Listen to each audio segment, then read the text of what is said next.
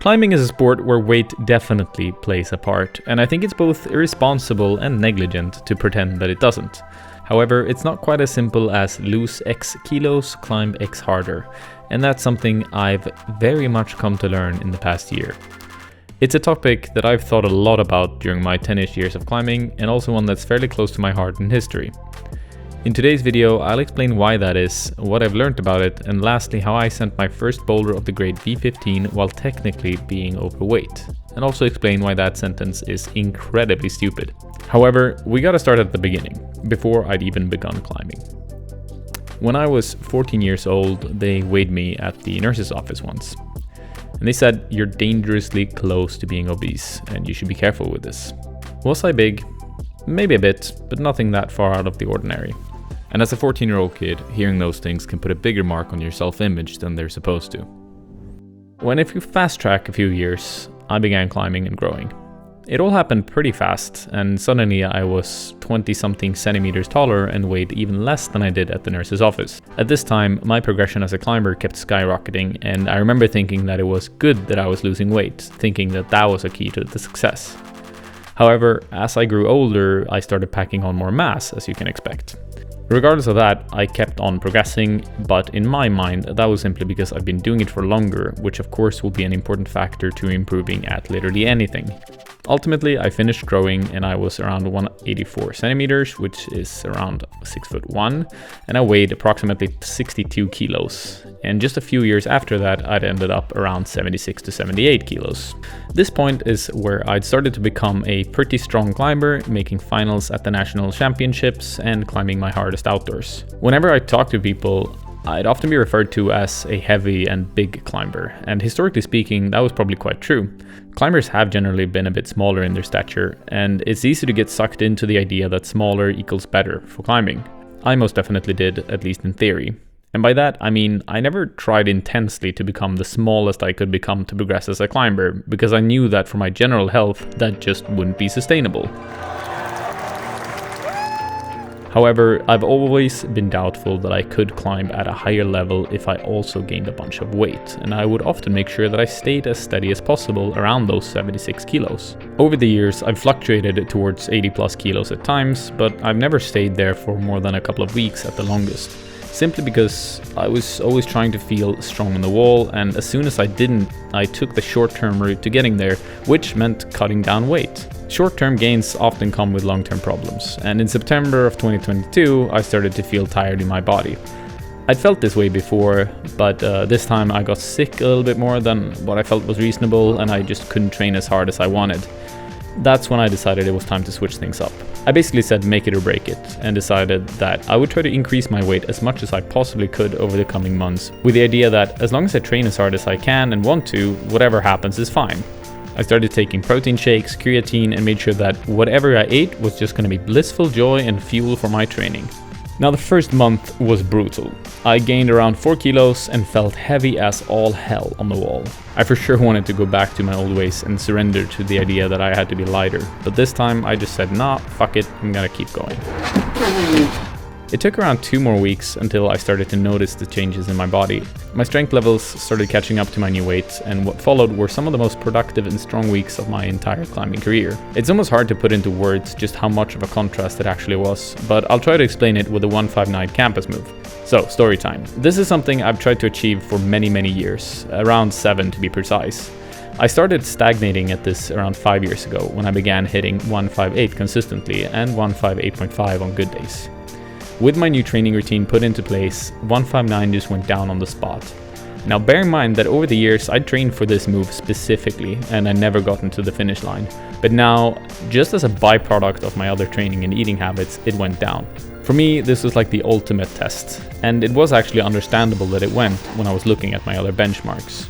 Everything had just improved. Now you may ask what sort of training I did, and it really was nothing out of the ordinary for me. The big difference was just the sheer amount of energy I could put into it as a consequence of giving my body more of what it actually needed. Regardless, here's a breakdown of what I did. I most often train 3 days in a row and then do 1 day of resting. Within these 3 days, I do the following. 1 day of hard climbing, almost always on a kilter board or spray wall, and the goal is to have maximum effort moves where I try as hard as I possibly can. These sessions are usually around 2 to 3 hours in total, including a slow warm-up. I would also involve a one-arm hang session before this on the hangboard to get my fingers recruited. One day of gym work, where I'd usually do a little bit of climbing, but at a much lower intensity. These days were devoted towards building power, so I do 3 to 4 sets of weighted pull-ups, where I would do around 2 to 4 reps each. Alongside this, I'd add campus bouldering and some general exercises with weights, such as snatches and bench press. All of these are more to build an overall strong body than specifically target anything in climbing, and I think that's just a generally healthy thing to do as a human being. I would do one day of volume, where the goal was just to get a lot more climbing and movement into my system, so lots of commercial regular boulders and just, movement all around, focusing on good footwork and body control. I would say that these are my more relaxed days, where I maybe didn't try to push my limits so hard. Those 3 days I would jumble around as I see fit, so if I'm tired after a rest day, then day 1 would just be the volume session where I'd keep it a bit lighter, and then day 2 I'd be ready for my max bouldering session, for instance. I think that's a decent way to program your training if you work a lot in front of a computer like I do, as it just opens up to listening to your body a lot more and making sure that you're always in as good form as possible. Anyway, back to the story. I kept doing this training and kept the intensity high for around 2 months until it was time to travel to Switzerland to test my newfound strengths on real rock. I had around 2 weeks where I let my body recover from the intense training, and during those weeks I just kept the sessions shorter but still hard. What followed, I've posted a lot about on the channel before, but in short, I felt stronger than I ever have and could do moves that previously had felt quite absurd with relative ease. Every time, dude. Oh yes! And after a bit of projecting, I also climbed my hardest boulder and my first boulder of the grade V15, which had been a long-term goal of mine. Regardless of grade and progression in that perspective, there was no doubt in my mind whatsoever that eating more, fueling my body, and training had made me a lot stronger in every aspect, from finger strength to core stability. Come on. Keep it together. Come on. Come on. Come on, Emil. Come on. Keep it together. Come on. Come on. Yeah! Yes! There is of course a caveat to this. I'd been doing intense bouldering and focusing on this aspect of the sport, which some would argue isn't as dependent on weight. However, even if I was to train for a hard sport route, I would still do this the exact same way. The end result would be different, and I would probably be a lot lighter than I was on this trip. But that's the consequence of the type of training I do, not the energy I'd put into my system. What I mean with this is that whatever your goals are, the only thing that really matters is that you train hard for it and make damn sure you have the energy to do so. In more simple terms, train hard, get strong. So, that's the story of how my perspective on weight and climbing has changed over the past year. And I hope this can give some clarity to others out there who might struggle with this concept. It's not all black and white, and it can be quite tricky to manage your way around these topics. It certainly has been for me.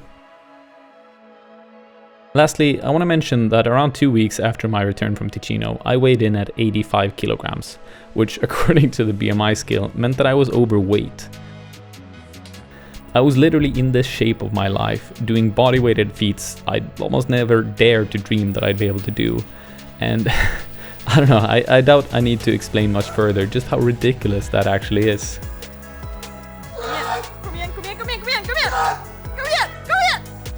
The BMI scale is the same system that they used when I was a kid, and it was also the beginning of what sort of shook my perspective on weight and body image.